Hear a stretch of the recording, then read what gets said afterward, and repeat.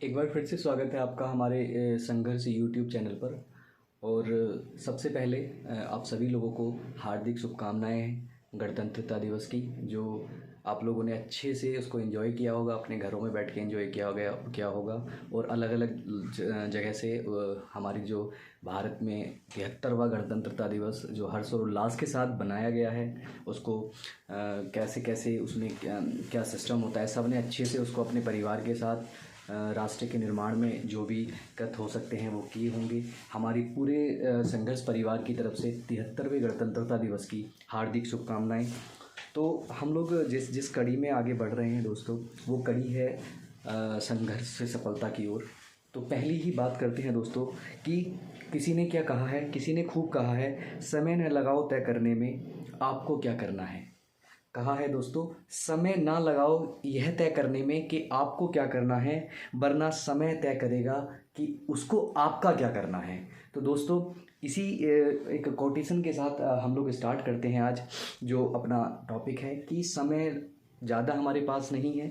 ऐसा ना हो कि समय ये तय कर दे हमारे साथ कि वो क्या करेगा। इससे पहले है कि समय रहते आप लोग अपने अपने जो कंफर्ट जोन है उससे निकल जाइए। आने वाले एग्ज़ाम की तैयारी बहुत अच्छे से करिए। और एक जो हम लोग युवा हैं, हम लोग जो आने वाले भविष्य हैं, हमारे साथ के हमारे साथी, हमारी टीम से जुड़े हुए लोग और हमें जो व्यूअर हैं हमारे, वो बहुत इम्पोर्टेंट हैं। तो उसके उनके लिए एक स्पेशली बात मैं कह के अपने आगे की सिस्टम को शुरू करूँगा, आगे के टॉपिक को शुरू करूँगा। वो कहूँगा, जो अब तक खून न खोले वो खून नहीं पानी है, जो इस देश के काम न आए ऐसी जवानी क्या जवानी है, या ऐसी जवानी बेकार है दोस्तों। कि जो अब तक ना खून खोले वो ऐसा क्या खून है, वो तो पानी है। और जो हमारे देश के काम ना आए ऐसी जवानी क्या जवानी है। तो हम लोग एक ऐसे राष्ट्र के निर्माण की तरफ आगे बढ़ें। अपने छोटे छोटे, ज़रूरी नहीं है दोस्तों कि राजनेता बन के या नेता बन के या फिर कुछ ऐसे पदों पर जाकर ही आप राष्ट्र का निर्माण कर सकते हैं। एक स्वच्छ राष्ट्र, एक स्वस्थ राष्ट्र का निर्माण करने के लिए ज़रूरी है गठबंधन, ज़रूरी है संगठन। और आप जानते हैं संगठन में हर एक पहलू मायने रखता है, चाहे वो किसान हो, चाहे वो एक छोटा सा बैंक का कर्मचारी हो, चाहे सेना पे लड़ने वाला एक सैनिक हो, चाहे हमारे राज्य में अलग अलग सेवाएं देने वाले जो हमारे कर्मचारी हैं वो हों, चाहे वो शिक्षक हो, वट एवर दोस्तों। क्योंकि राष्ट्र, अच्छा राष्ट्र वो होता है जिसके अलग अलग जो छोटे छोटे कदम होते हैं, छोटे छोटे कदम एक साथ मिलते हैं, छोटी छोटी उंगलियां एक साथ मिलती हैं और बाद में एक मुट्ठी बन जाती है, जिससे हमारा भारत विश्व शक्ति बनने के लिए उसकी तरफ अग्रसर हो जाए। ऐसी भावना हम अपने मन में, हम अपने सीने में, अपने हृदय में जलाए रखें, जिससे हम राष्ट्र के हित में जितना हमसे हो सके उतना किए करा जाए। क्योंकि आपको पता है दोस्तों, जो व्यक्तिगत हित होता है वो बड़ा अहित होता है।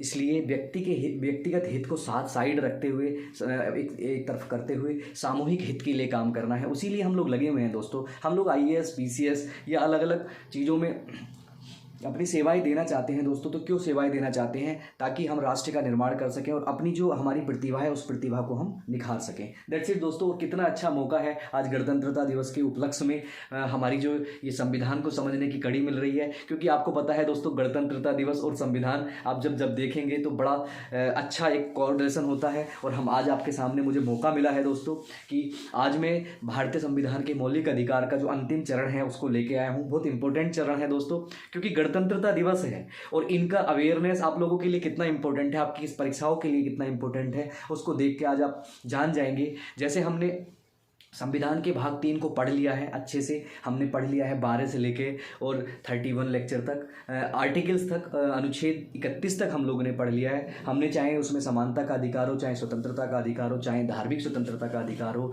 चाहे शिक्षा और सांस्कृतिक स्वतंत्रता का अधिकार हो, चाहे संपत्ति का अधिकार हो, जो अब नहीं रहा है वो, उन सबको हमने पढ़ लिया है। हम इससे पहले लेक्चर में आपने सबने देख लिया है दोस्तों।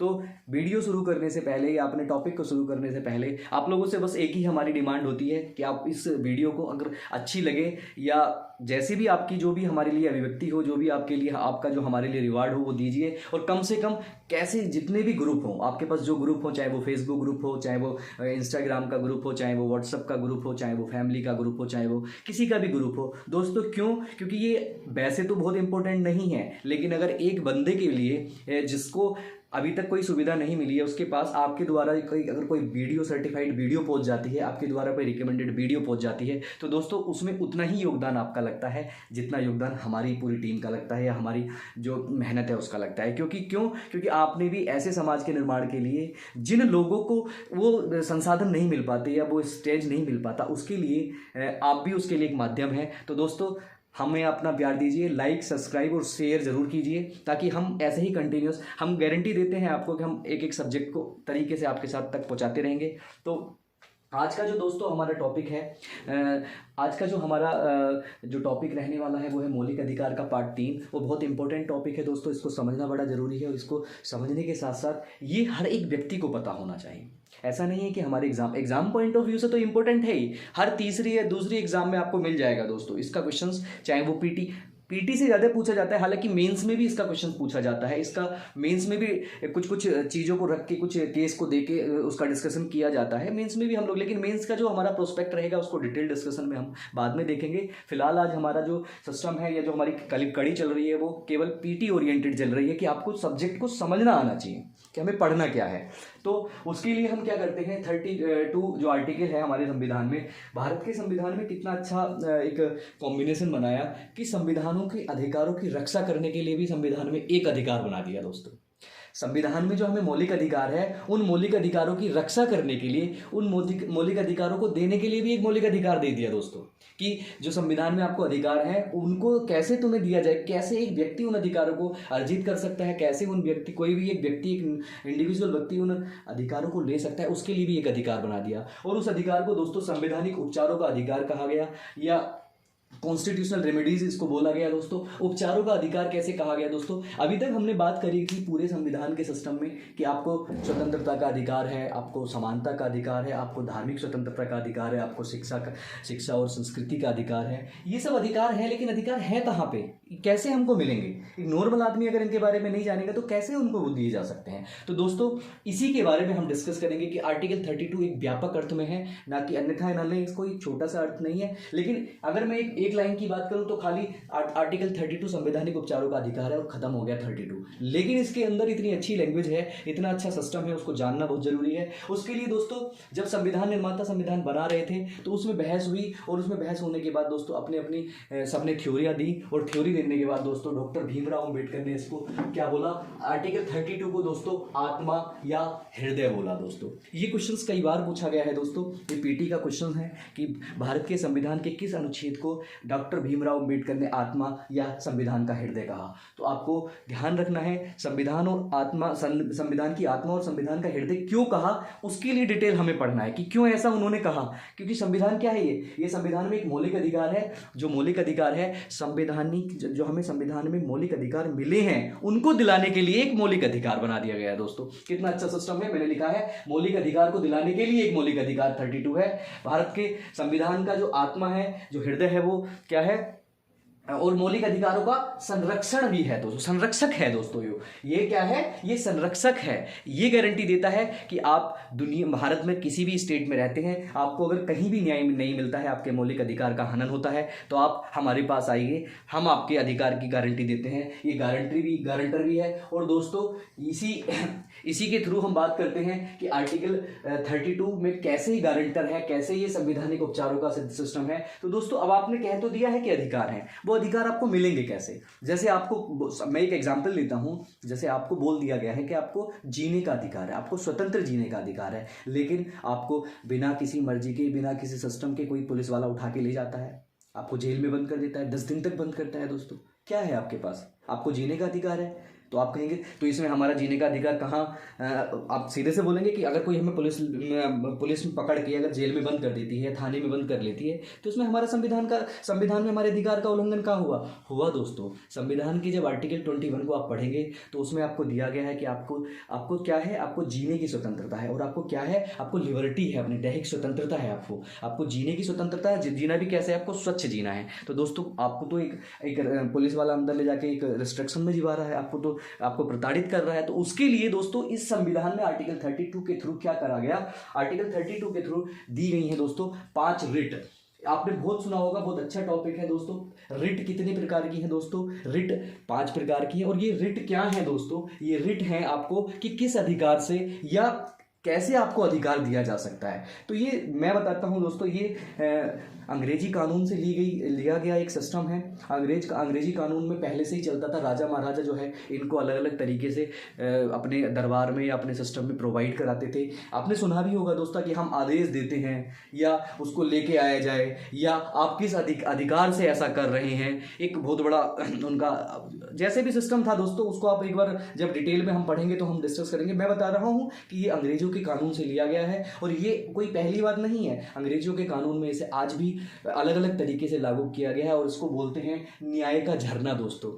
एक बार पीटी में सवाल पूछा गया था कि भारत के संविधान में कौन सी ऐसी व्यवस्था है जिसको न्याय का झरना बोला गया है दोस्तों। तो ये 5 जो रिट हैं प्यारे साथियों, ये 5 रिट जो मैं आपके सामने डिस्कस करने वाला हूं, ये इंपॉर्टेंट है। इन्हीं रिटों के द्वारा आप संविधान में आर्टिकल 32 के थ्रू कोर्ट से सुप्रीम कोर्ट, माननीय सुप्रीम कोर्ट और हाई कोर्ट से इस अधिकारों के लिए क्लेम कर सकते हैं दोस्तों, जा सकते हैं। कैसे जा सकते हैं उसका ही पूरा प्रोसीजर है दोस्तों। ये जो लैंग्वेज है दोस्तों रिट की, इसमें पहली मैं क्रम आपको इसका कोई भी ऐसा क्रम नहीं है कि आपको क्रोनोलॉजी में याद रखना है कि पहले ये वाली रिट, फिर ये वाली रिट, फिर ये वाली रिट, फिर ये वाली रिट, ऐसा कुछ नहीं है। केवल आपको रिट याद रखनी है। आपको जो रिट है, आपको जो दी गई जो चीज़ें हैं उनको याद रखना है और उनको समझना है। जैसे मैं उस चीज़ों को आसान भाषा में आपके सामने लेकर आ रहा हूँ। तो पहली बात क्या है, पहला जो होता है दोस्तों वो हैवियस कॉर्पस एक शब्द होता है दोस्तों। अब बात करते हैं, इसमें केवल और केवल इंपॉर्टेंट ये नहीं है, केवल इंपॉर्टेंट ये भी है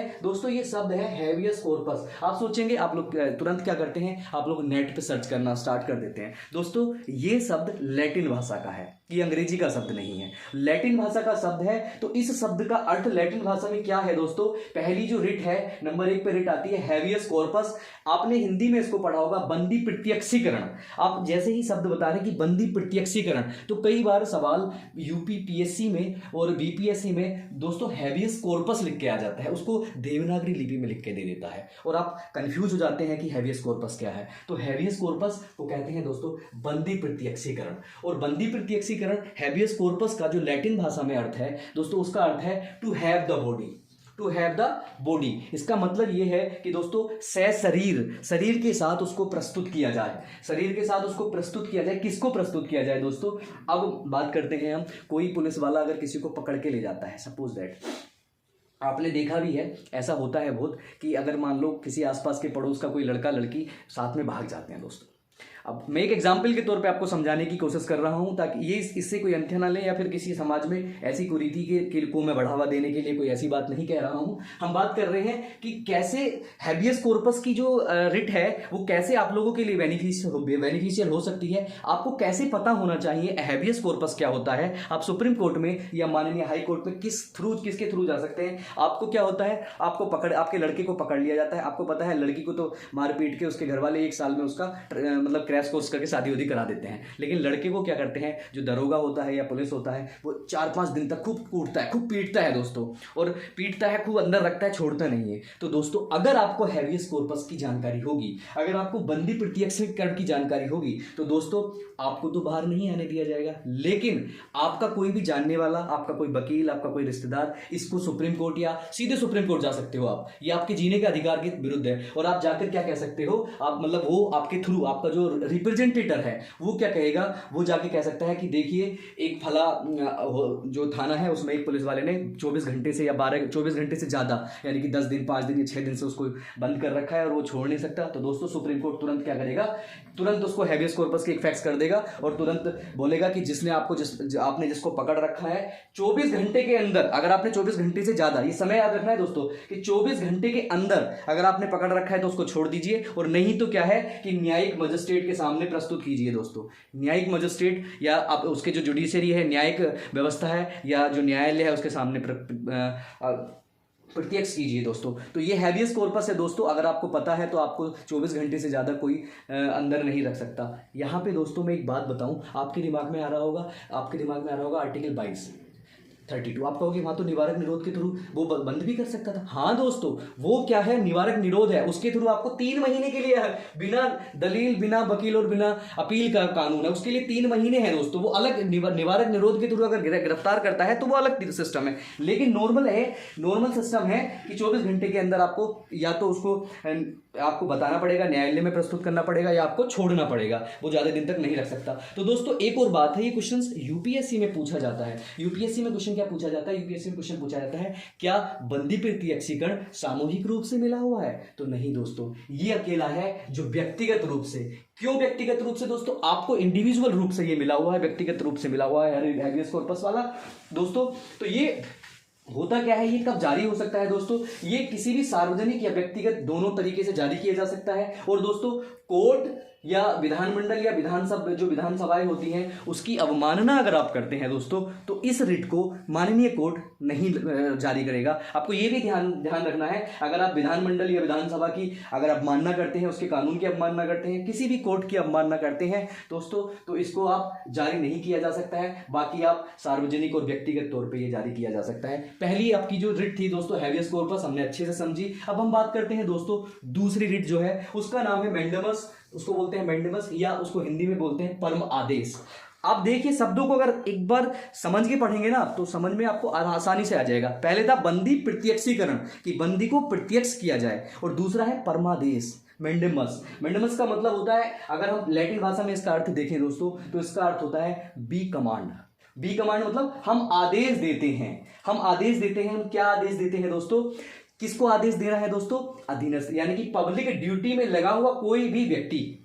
पब्लिक ड्यूटी मतलब सरकारी जो कर्मचारी है, जो सरकारी कर्मचारी है, कोई भी अगर लगा हुआ कोई भी व्यक्ति अपने जो उसको दिए हुए दायित्व हैं, जो उसको दिए हुए कार्य हैं दोस्तों, अगर वो उनका अच्छे से निर्वहन नहीं करता है, या अपने क्षेत्र से बाहर जाके कुछ ऐसा काम करता है जो उसके अंडर में नहीं आता है, तो दोस्तों वो क्या कहलाता है? वो कहलाता है हम मतलब परमादेश, वो कहलाता है मैंडेमस। हम आदेश देते हैं, यानी कि आप ऐसा हो सकता है कि कोई भी एक कर्मचारी, चाहे वो किसी भी सरकारी कार्य में लगा हुआ हो, अगर वो अपने क्षेत्र या अपने काम को अच्छे से ना करे, तो दोस्तों आप उस पर क्या लगा सकते हैं? आप उस पर लगवा सकते हैं क्या?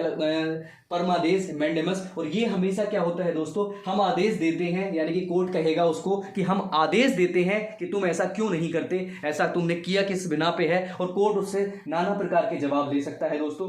तो अब बात करते हैं दोस्तों मैंडेमस की। मैंडेमस क्या है कि परमादेश है। आपको ध्यान रखना है, 3-4 लाइन में ध्यान रखना है। ये कई बार क्वेश्चन पूछा गया है दोस्तों कि जो परमादेश है वो क्या राष्ट्रपति, राज्यपाल या किसी निजी व्यक्ति के लिए प्रस्तुत किया जा सकता है, या कोर्ट इसको निकाल सकती है, जारी करा सकती है? तो दोस्तों नहीं, राष्ट्रपति और राज्यपाल और निजी व्यक्ति, कोई भी निजी व्यक्ति हो या कोई भी निजी इकाई हो, ऐसा तो नहीं है दोस्तों। जैसे मान लो कोई कोचिंग सेंटर है, वो 1 दिन 2 दिन की छुट्टी कर दी दोस्तों, उसने वो नहीं पढ़ा रहा, 4 दिन की छुट्टी कर दी उसने, तो आप जाओगे कोर्ट में कि नहीं भाई ऐसा है, ये तो ड्यूटी कर रहे थे, इनकी मास्टर है, इनकी तो प्राइवेट ड्यूटी थी, हमको पढ़ाएं। तो दोस्तों ऐसा नहीं है।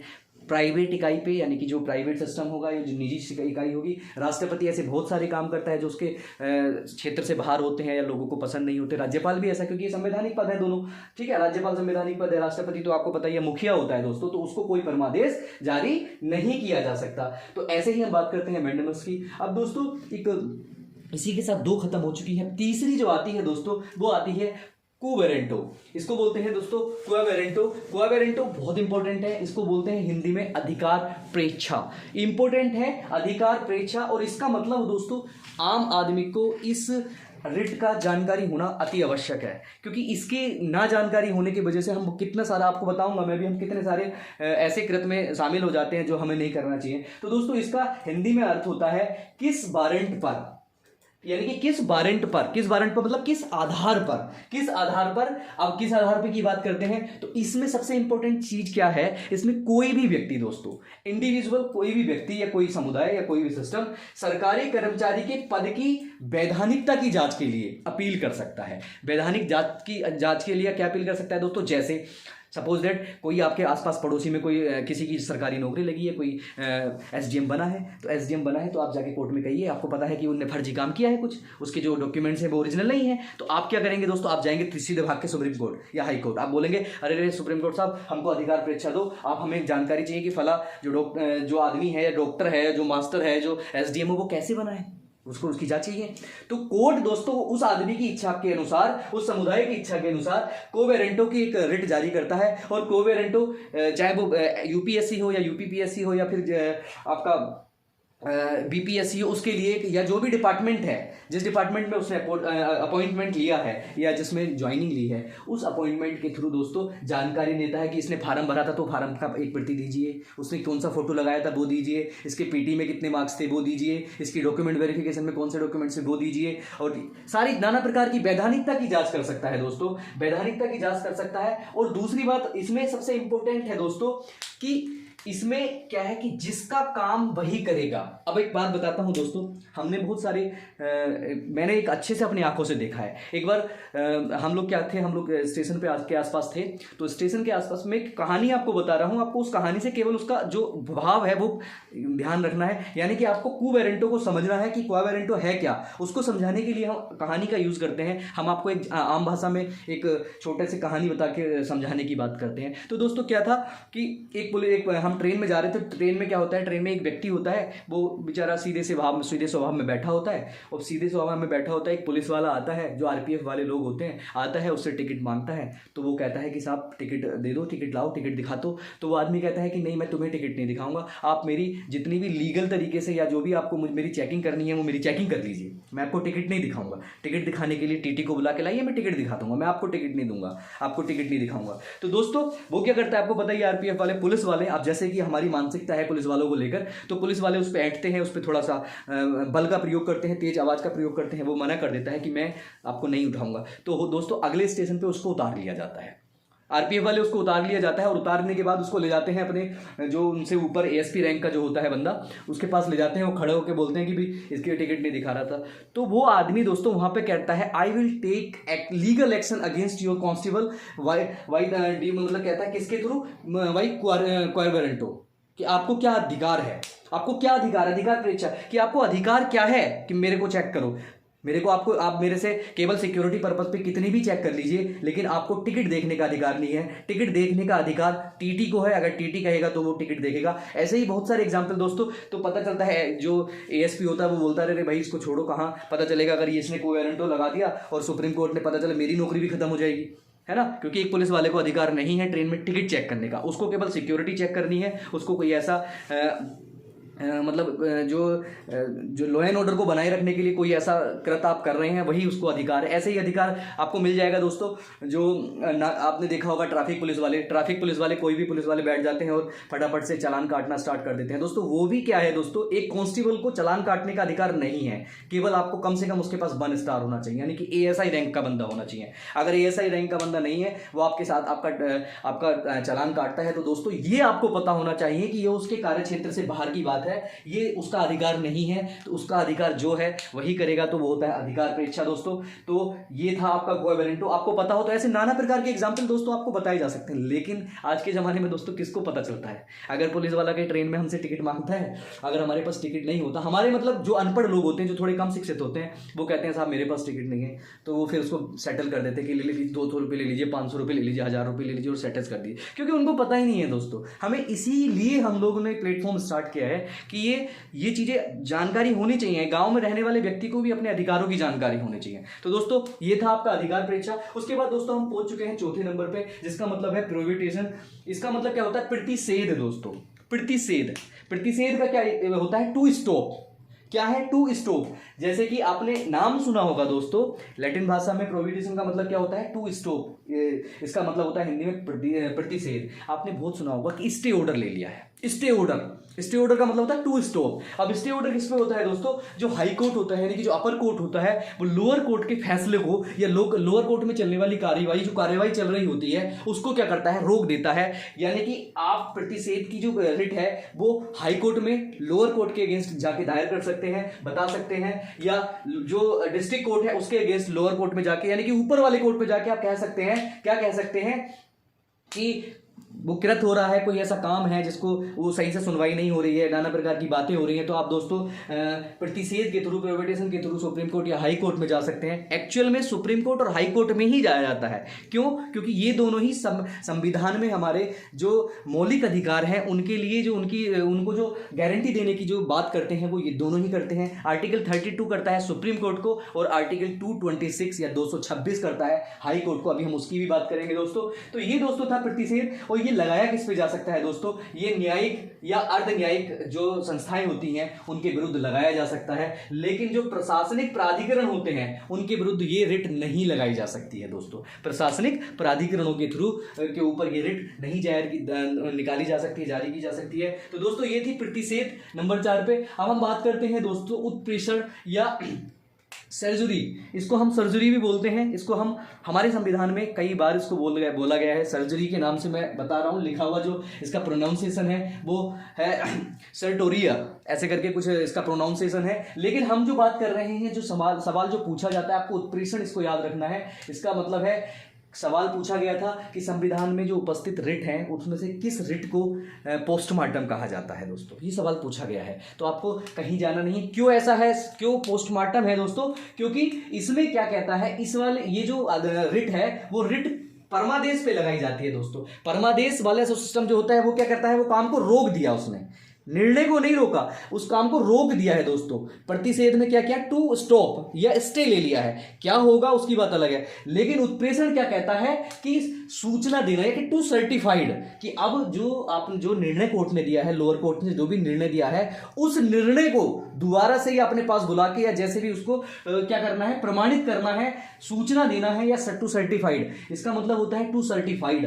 तो क्या सर्टिफाइड करना है दोस्तों? जैसे अब हुआ क्या है, कोई जो लोअर कोर्ट था, प्रतिषेध लगाया गया, उसने प्रतिषेध लगाने के बाद ये वाली इसका जो महत्व है वो आता है बाद में उत्प्रेषण का। तो उसमें क्या है, जैसे हाई कोर्ट है, हाई कोर्ट लोअर कोर्ट पे लगा सकता है उसके थ्रू। तो बात क्या कहता है कि फैसले के बाद, ये सिस्टम कब होता है दोस्तों? मैंने छोटे छोटे कीवर्ड्स इसलिए लिखे हैं ताकि आपको समझ में आ जाए। यानी कि ये तो है फैसले से पहले स्टॉप करना, और दोस्तों ये है फैसले के बाद। कौन से फैसले के बाद? कोई ऐसा कोर्ट है दोस्तों, कोई ऐसा कोर्ट है जिसके क्षेत्राधिकार से बाहर का मामला है, और लेकिन उसने कोर्ट ने सुना दिया है फैसला, उसको रोकेगा। कोई ऐसा फैसला है दोस्तों, ऐसा केस है कोई जो अनुचित है, उसके अधिकार के जो उसके लिए उचित नहीं था, अनुचित था, वैसा फैसला सुना दिया है। या कोई अप्राकृतिक था, जो अप्राकृतिक था, जो उसके लिए जरूरी नहीं था, वैसा फैसला। जैसे कि एक छोटा सा एग्जांपल मैं बताऊं कि कोई भी जो डिस्ट्रिक्ट कोर्ट है या कोई पंचायत है, किसी को फांसी नहीं दे सकती, फांसी देने का अधिकार नहीं है उसको, लेकिन वो फांसी दे दे। पता चलेगा उस डिस्ट्रिक्ट कोर्ट ने उसको फांसी दे दी है और कह दिया है कि आपको 10 तारीख को फांसी दे दी जाएगी, और 5 तारीख को आपको बताया गया है। तो 5 दिन में वो क्या करेगा, सुप्रीम कोर्ट जाएगा। कैसे जाएगा, कैसे वो ऊपर से ऊपर जाके हाई कोर्ट, फिर उसके बाद सुप्रीम कोर्ट। आपको पता ही है प्रोसीजर क्या है। तो तब तक तो पता चलेगा, उसको हैंग कर दिया जाएगा। तो ये अप्राकृतिक को रोकने के लिए क्या लगाया जाता है दोस्तों? उत्प्रेषण लगाया जाता है। कैसे, आपको बता दूं मैं, सुप्रीम कोर्ट, हाई कोर्ट और डिस्ट्रिक्ट कोर्ट। आपको पता है डिस्ट्रिक्ट कोर्ट यानी कि इनको बोलते हैं, जो सबसे ऊपर उच्चतम न्यायालय, उससे नीचे वाले को बोलते हैं उच्च न्यायालय, उससे नीचे वाले को बोलते हैं अधीनस्थ न्यायालय। तो दोस्तों उच्चतम न्यायालय और अधीनस्थ न्यायालय की बात करी जाती है। तो ये 5 जो मैंने आपके साथ डिस्कस की है दोस्तों, ये है जो रिट है। अब उनको याद रखने के लिए दोस्तों हम लोगों ने क्या सिस्टम किया है कि आपको याद कैसे रखना है। अब आपको याद रखना है दोस्तों, बंदी पति परमेश्वर उसका अधिकार है। एक लेडी के लिए कहा गया है, संविधान को मैंने एक तरह से लेडी मान लिया गया है कि बंदी मतलब बंदी पति परमेश्वर उसका अधिकार है। किसका अधिकार है याद रखने के लिए?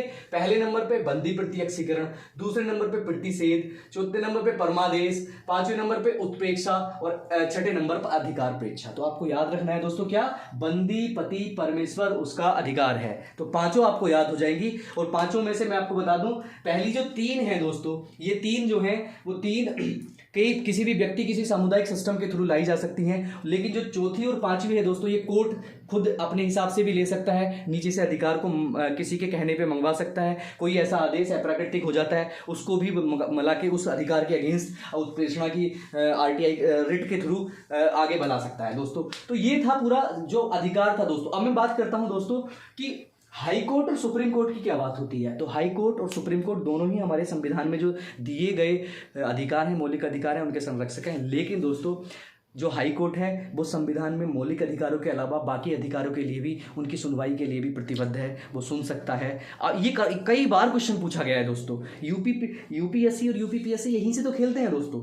जैसे आप लोग पढ़ेंगे कि संविधान में मौलिक अधिकारों का संरक्षक किसे कहा गया है, तो आप कहोगे सुप्रीम कोर्ट को। सुप्रीम कोर्ट को के साथ साथ हाई कोर्ट को भी उसका संरक्षक माना जाता है कुछ मामलों में लेके, ठीक है। तो ऐसा क्यों दोस्तों? ऐसा इसलिए दोस्तों क्योंकि पहले क्या होता था, पहले कुछ पर्टिकुलर जो कोर्ट्स थे उनको ही रिट जारी करने का अधिकार था। जैसे मैं बता दूं 1950 से पहले केवल 3 जगह थी, कोलकाता, मद्रास और मुंबई। हाई कोर्ट यही रिट जारी कर सकते थे, इसके अलावा कोई जारी नहीं करते थे। लेकिन जब हमारा भारत का संविधान बना तो उसके बाद इसको पूरे 1950 के बाद जो हमने आज 73वां संविधान जो अपना गणतंत्रता दिवस बनाया है, उस 73 साल पहले जो कानून चलता था उसको खत्म करने के लिए हमारे नए कानून में ऐसा सिस्टम किया गया है दोस्तों।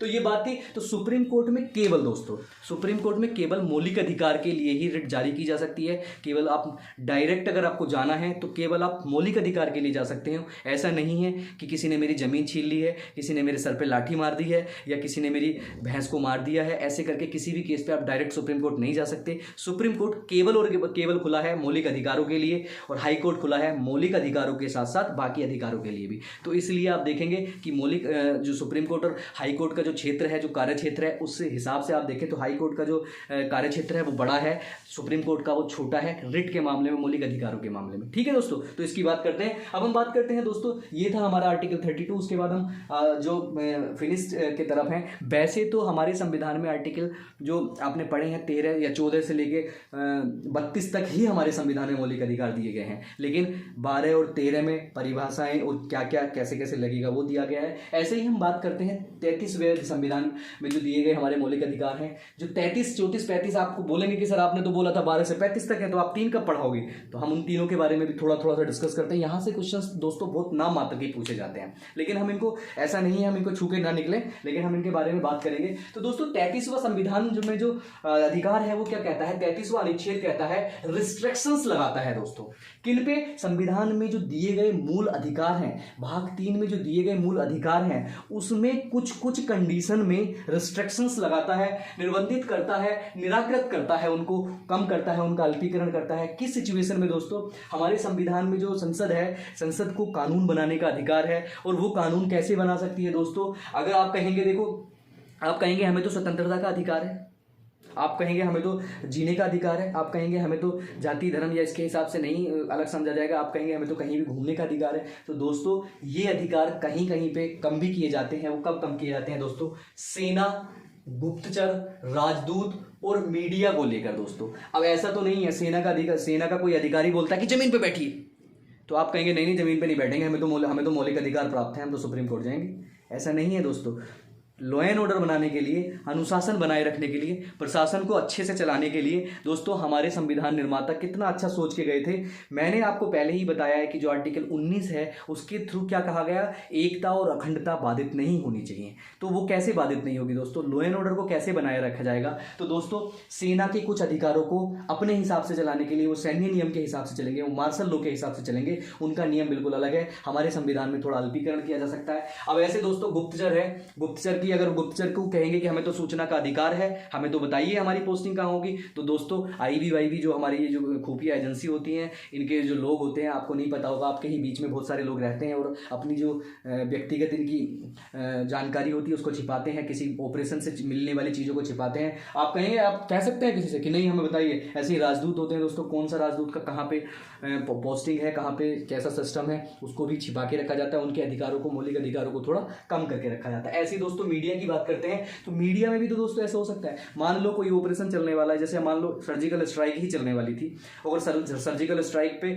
मीडिया क्या करती दोस्तों? जैसे ही हमारे लोग इंडिया से उड़े थे, उनको टेलीकास्ट करना शुरू कर देती, तो पता चलता है टेलीकास्ट तो हर कहीं आता है, और देख लेते पाकिस्तान वाले या देख लेंगे और कोई वाले, तो वो आने से पहले ही हमको उड़ा देंगे दोस्तों। तो हमारी जो रक्षा है उसको भी हानि हो सकती है। इसलिए मीडिया को भी एक व्यक्ति के जैसे ही अधिकार हैं। ऐसा नहीं है कि मीडिया को अलग से अधिकार दिए गए। जो एक सामान्य व्यक्ति को, एक रिक्शा चालक को जो अधिकार हमारे संविधान वाले ने दिए हैं, वही मीडिया को दिए हैं, वही बाकी सबको दिए हैं, बस थोड़ा सा कम करके। लेकिन इनके लिए संविधान बनाने का जो अधिकार है दोस्तों, वो केवल हमारी जो संसद है उसी को दिया गया है, ना कि विधानमंडल या विधान परिषदों को दिया गया है। आर्टिकल 33 था। अब हम बात करते हैं अनुच्छेद 34 की।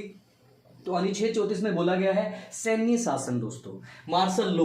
तो मार्शल लॉ क्या होता है उसके लिए आप बहुत अच्छे से जानते हैं। अभी आपने न्यूज में देखा होगा म्यांमार का केस, वहां जो सैन्य शासन था उसने तख्ता पलट कर दिया और सरकार को गिरा के वहां पे क्या लग गया है दोस्तों, मार्शल लॉ लग गया है। तो ये बड़ा खतरनाक होता है। क्या सैन्य शासन होता है और क्या आपातकाल होता है, इसके लिए हम डिफरेंस करेंगे, अभी बात करेंगे कि कैसा आपातकाल होता है, कैसे सैन्य शासन। तो सैन्य शासन जहां भी देखो, सैन्य शासन लागू होने पर अधिकारों को सीमित होना, अधिकार सीमित हो सकते हैं दोस्तों। सैन्य शासन अगर किसी जगह पे लग जाता है तो सैन्य शासन, देखो सैन्य शासन और आपातकाल में क्या अंतर है। नॉर्मल शासन में सैन्य शासन जब भी लगता है आपके मौलिक अधिकारों का नामो निशान खत्म हो जाता है। सैन्य शासन लग गया तो आप वहाँ ये नहीं कह सकते हैं कि हमें बोलने का अधिकार हम बोलेंगे, हमें घूमने का अधिकार हम घूमेंगे, नहीं।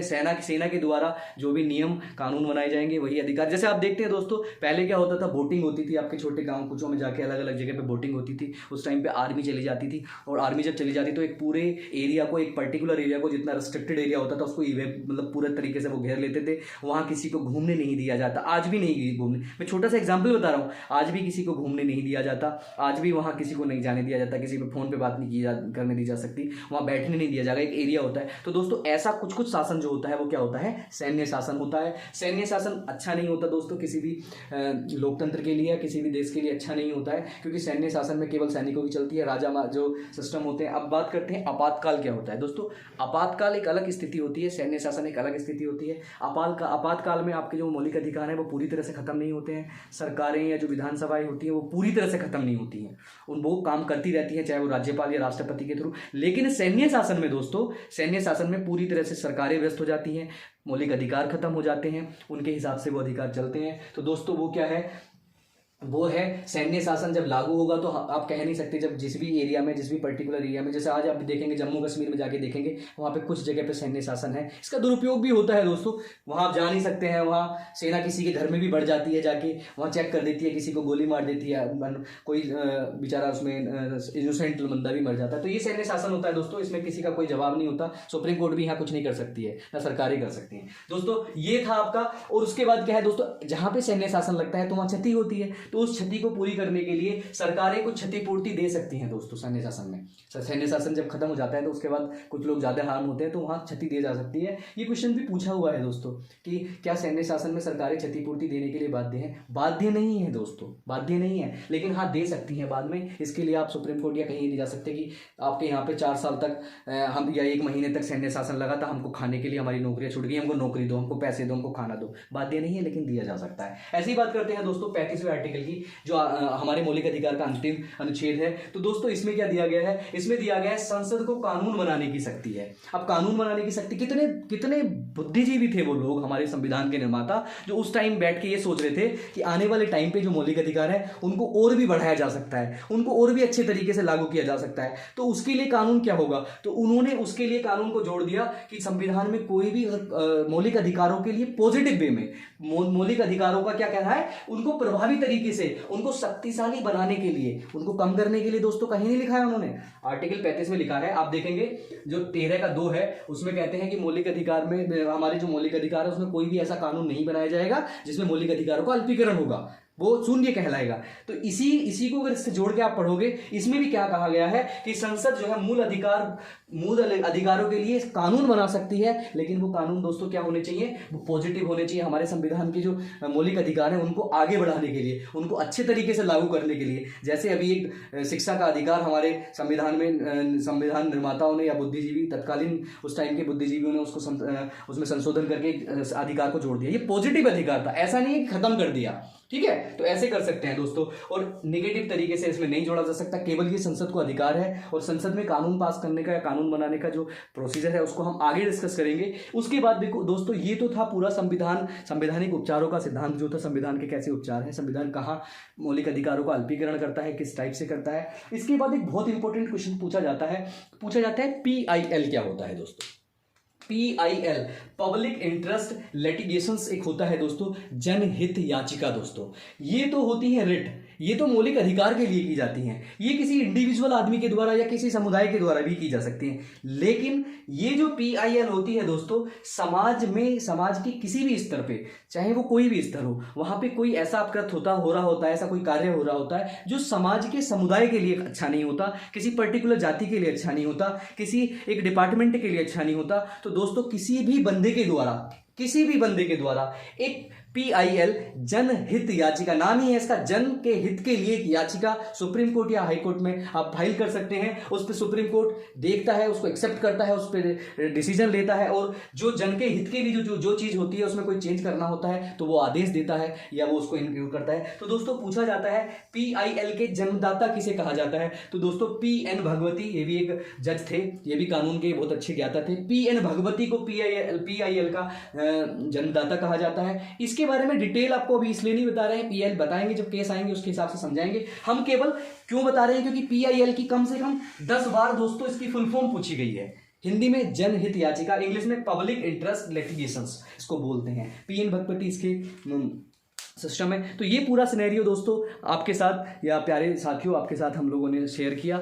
ऐसे ही आगे जो नेक्स्ट वाला लेक्चर होने वाला है दोस्तों वो भी बहुत इंपॉर्टेंट है, राज्य के नीति निर्देशक तत्व, यानी कि भाग 4 की हम बात करेंगे अगले वाले लेक्चर में। तो आशा करता हूँ सभी को अच्छा लगा होगा, जिसको अच्छा लगा वो लाइक करेंगे और कमेंट जरूर करेंगे। आपके कमेंट दोस्तों हमको मिलते हैं, आपके कमेंट में बार बार हमें देखने को मिलता है कि सर आप बहुत जल्दी बोलते हो। एक्चुअल में जल्दी बोलने का कारण ये होता है कि इतना सारा चीज़ होती है दोस्तों, अगर हम धीरे धीरे बोल के इसको कवर करें तो 2-3 घंटे हो जाएंगे, क्योंकि इंपॉर्टेंट है दोस्तों, सारी चीज़ें इंपॉर्टेंट है। तो बोलने पे आप हमारे बोलने को एक बार समझिए, किताब लेके बैठिए, आप एक बार पेन लेके बैठिए, जो चीज़ लिख रहे हैं वो कीवर्ड आप लिख के जाइए और उसके बाद पढ़िए। आपको कितना इंटरेस्ट आता है देखते हैं हम, और हम आपके साथ ऐसे ही बने रहेंगे आगे भी नए सब्जेक्टों के साथ। आशा करते हैं सब लोग शेयर करेंगे, लाइक करेंगे, और एक बार फिर से भारत माता की जय के साथ हम अपने लेक्चर को ख़त्म करते हैं, क्योंकि 73वां गणतंत्रता दिवस अभी हमारे बीच में हमने सेलिब्रेट किया है। और देखो उसमें कितना ज़बरदस्त आपने देखी होंगी झांकियाँ, नाना प्रकार की झांकियाँ हमारे राजपथ पर चली गई।